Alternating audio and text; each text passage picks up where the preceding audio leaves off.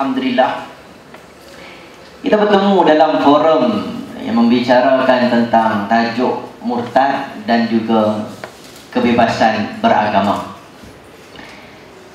Satu respon yang amat baik daripada pihak Akademi Pak Asako untuk kita bincang terhadap statement yang dikeluarkan oleh tokoh politik.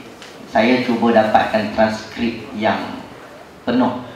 Maksudnya daripada fasa yang pertama disebut oleh Saudari Nurul Izzah tu, kemudian diberi juga kepada perenggan yang berikutnya, yang mungkin ada setengah pihak mengatakan ianya tidak dilaporkan. Jadi cuba memahami apakah yang dikatakan oleh tokoh tersebut. Namun ianya bukan isu yang saya rasa saya nak kembangkan pada hari ini.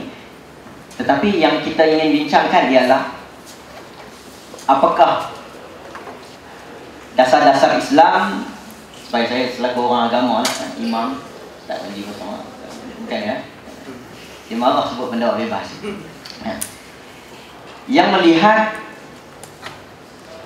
murtad walaupun agak jenama yang agak buruk setengah orang bila disebut perkataan murtad, tetapi saya menganggap ianya tidak buruk kerana digunakan dalam Al-Quran, riddah. Dan juga kebebasan beragama sesuatu yang berbeza. Murtad adalah seorang Muslim yang keluar daripada agama Islam setelah dia memeluknya. Manakala kebebasan beragama itu yang kita kata secara luasnya, manusia bebas memilih agama mana yang ia hendak anuti. Namun dalam Islam kita memahami situasi di Malaysia dan kita memahami kebebasan yang telah diberikan oleh Pertubuhan Perisytiharaan Hak Asasi Manusia 1948 sejagat, Perisytiharaan Hak Asasi Manusia sejagat 1948 PBB, yang mana dia telah memberi gambaran kepada kita bahawa setiap manusia berhak memilih agama mana yang ia hendak anuti. Manakala kita menerima pengisytiharaan tersebut, kecuali kalau pengisytiharaan tersebut melanggar perlembagaan negara. Apabila kita rujuk kepada perlembagaan negara, kita nampak perlembagaan negara disebut juga di situ bahawa keterikatan sesuatu kaum, iaitu kaum Melayu, dengan agama Islam dan juga terhadap negaranya. Maksudnya jarang-jarang negara-negara lain yang ikatkan agama dengan negara dia, tetapi Malaysia salah sebuah negara yang mengikat Islam dan juga Islam sebagai agama persekutuan. Kemudian diikatkan juga Melayu itu perlu Islam dan Islam itu perlu Melayu. Bukan bermaksud Islam itu Melayu saja, tak. Tapi bila dia nama Melayu, dia kena Islam. Dah terikat dalam perlembagaan begitu. Jadi apabila dia menyebut begitu, maka hendak keluar daripada Islam. Kalau dia seorang Melayu, maka dia terpaksa keluar juga daripada seorang Melayu. Itu yang nak ceritakan dalam kita punya perlembagaan. Walhasil kita cerita dalam Al-Quran tadi, la ikraha fid din, yang meneras pada perbincangan kita pada hari ini. Islam sebenarnya meraihkan kebebasan beragama. Satu, jangan tangkap kat sini je. Islam meraihkan kebebasan beragama. Kebebasan yang difahamkan itu ialah Islam tidak memaksa orang lain masuk ke dalam agama Islam. Islam tidak memaksa agama lain, pengganut agama lain masuk ke dalam agama Islam. Itu hak asasi manusia, ataupun kita kata sebagai kebebasan beragama. Tetapi apabila seorang keluar daripada agama Islam, maka dalam Islam ia dianggap salah.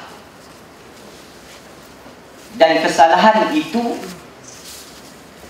bukan disebabkan, dan kesalahan itu diiringi dengan hukuman. Yang mana man badala dinahu faqtuluh. Hadis yang masyhur orang baca. Barang siapa yang keluar menukar daripada agamanya, maka ia akan dibunuh. Murtad hukumnya dibunuh. Tapi kita nak cerita bagaimana seorang yang keluar daripada agamanya, bila dibunuh, nampak macam Islam itu mengungkung. Sebenarnya hukuman bunuh terhadap si murtad bukan dengan sebab kemurtadan, bukan dengan sebab dia keluar agama, tetapi hukuman bunuh kesalahan murtad tersebut disebabkan ianya berdasarkan hirabah, iaitu peperangan fikriyah, peperangan harbu fikri. Satu dasar peperangan seorang manusia hendak menyerang agama Islam. Sebab itu dalam Islam, apabila seseorang yang murtad secara tidak memberitahu kepada orang, maka tidak ada hukuman untuknya. Ini dikatakan oleh Syekh Ramadan Al-Bawti. Tidak ada hukuman untuk orang yang disenyap-senyap. Dia tak beritahu, tak ada masalah.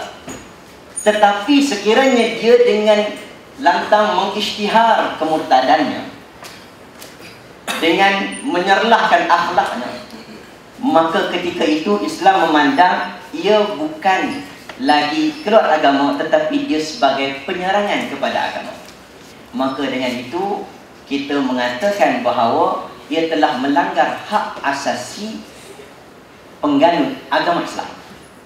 Maka kita sebagai pengganut agama Islam berhak menghukum orang yang mengisytiharkan perkara tersebut.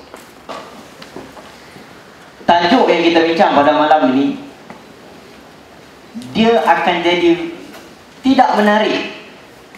Maksud saya tidak menarik itu, dia akan jadi benda yang orang rasa boring nak datang. Biasa selalu dengar, dekat masjid pun selalu sebut. Tapi ia jadi menarik. Ia jadi penuh dewan, ia jadi ramai orang nak dengar. Ia jadi very sensitif sebab ia telah dimanipulasi. Ia telah diberikan satu, orang kata apa, gambaran yang sangat teruk, sehingga kan kita rasa benda ni perlu dibincang, perlu dicerita, perlu diselesaikan. Padahal banyak kali yang selesaikan. Salah satu ya, ini tentang orang yang kita marah. Orang, saya pernah sekali zaman Ustaz Ahmad Jailani, Ustaz Ahmad Jailani seorang lawyer, tentang isu Siti Fatimah. Ustaz Ahmad Jailani itu dia nak mempertahankan Siti Fatimah kerana dia nak claim apakah kedudukan Siti Fatimah yang sebenar, agama apa yang sebenar. Lalu bangkit di Pulau Pinang, ramai orang.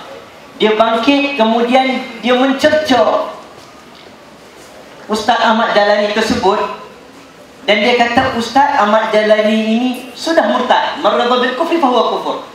Ustaz ini murtad kerana mempertahankan Siti Fatimah untuk murtad. Bila saya tanya kenapa memurtadkan Ustaz Ahmad Jailani, jawapannya, kami adalah pejuang menentang kemurtadan. You murtadkan orang tanpa ada pertimbangan, ikut-ikut suka. Tapi you kata kita adalah pejuang kemurtadan. Satu benda yang sama macam saya kata isu takfir. Orang yang bangun mentakfirkan orang, dan orang sama juga bangun untuk menegakkan jangan orang murtad. Itu nampak kontradi di situ. Berlaku kita sensitif kita. Bila Da Vinci Code, buku yang orang pernah tulis tentang agama Katolik dia sendiri, penghinaan terhadap agama dia sendiri. Begitu juga dengan orang Kristian tak bangun untuk menentang, tak bangun seperti orang Malaysia bangun, seperti orang negara lain bangun untuk menentang terhadap apabila berlaku penghinaan. Begitu juga dengan penulis-penulis seperti pengarang filem, contohnya pengarang filem 2012, apabila dia nak fikir tentang bagaimana nak cerita kehancuran rumah-rumah ibadat satu dunia, dia boleh cerita, tunjuk gambaran kehancuran gereja dia sendiri, tapi dia termenung berfikir macam mana aku nak cerita kehancuran Kaabah. Dia takut bila dia tunjuk gambar tersebut akan bangkitlah orang dan menentang dia, tapi dia berani buat. dengan menghancurkan gereja dia sendiri. Ketika mungkin ada orang yang beranggapan dia Uliah besar lah orang Indonesia, dia kata tengoklah, kita ni bukan masalah, orang Muslim ni bukan masalah dia cinta Nabi lebih, tetapi masalah dia kita terlalu sensitif, kita terlalu ada penyakit mental menyebabkan kita bangun dan melakukan demonstrasi. Itu kata dia. Dan mungkin kata dia Jasmine Hashim mungkin sokong, kan? Mungkin kan kita bincang di meja makan bangsa itu, kita tak setuju kan dengan demonstrasi itu kan? Dia tak setuju, tapi saya setuju. Saya setuju. Sebab apabila saya rasa kalaulah pencabulan rasuah dan sebagainya kita benarkan demonstrasi, ya kenapa penghinaan terhadap Nabi tak boleh benarkan demonstrasi? Wallahualam, mungkin perbezaan kita, tapi perbezaan saya dengan dia mungkin boleh menjalinkan lebih rapat hubungan, InsyaAllah. Tapi yang saya cerita hari ini, sedikit sebelum saya balik, kita meraihkan kebebasan. Dan perkataan la ikrah fid din itu merupakan satu statement yang menunjukkan bahawa Islam itu adalah satu agama yang memberikan kebebasan beragama. Seperti yang dijawab oleh Dr. Syekh Abdul Atrash ketika mana seorang yang bukan Muslim dia masuk Islam dengan tujuan peribadi. Mungkin dengan sebab nak nikah atau apa. Masuk 2-3 bulan, tiba-tiba dia nak keluar semula.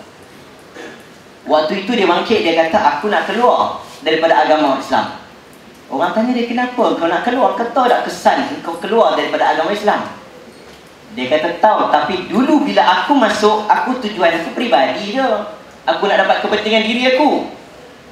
Maka kenapa aku tak boleh pula? Zalimnya Islam. Ketika dia jawab zalimnya Islam, bila aku nak keluar balik tak boleh pula dah. Ketika itu Dr. Alim Abdul Halim Atrash dia jawab, kamu terpaksa juga menjalani hukuman tersebut disebabkan ketika engkau masuk ke dalam agama dulu, Islam tak pernah paksa engkau. Mula-mula engkau masuk dengan tujuan jahat itu, Islam tak paksa kau. Islam bagi guide, kalau masuk, masuk betul-betul. Kalau dah masuk, masuk betul-betul. Tapi dia tahu kesan dan risikonya, dia masuk juga. Akhirnya inilah penetapan dari sudut nas wahyunya. Wallahu a'lam bissawab. MalaysiaKini.com. Pada Malaysia Kini. Pada Malaysia Kini.